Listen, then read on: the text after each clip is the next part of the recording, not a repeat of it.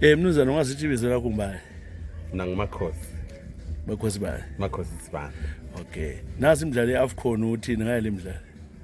Mina ngiruthi for bafana. I'm still hoping by the chance and yes libasa. Xa sikhangele kulamaqembu anjengabona maybe Zambia ngabe South Africa labo Mozambique. Bonani bangadlulela phambilini? Well, I think baku group le South Africa. So for me, I think I still root for South Africa because of his history. Bale good history, and I think he and our supporter going forward.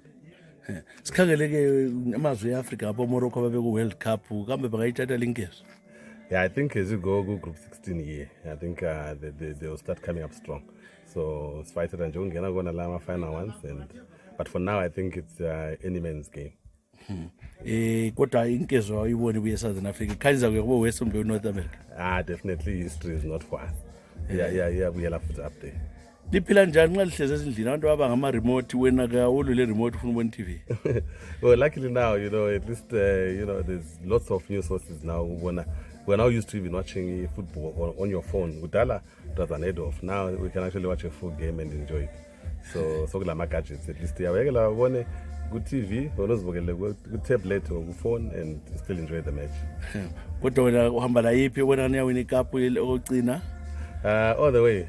Well, I enjoyed Mali. It's not the strongest, but I enjoyed their game. I think they were good players.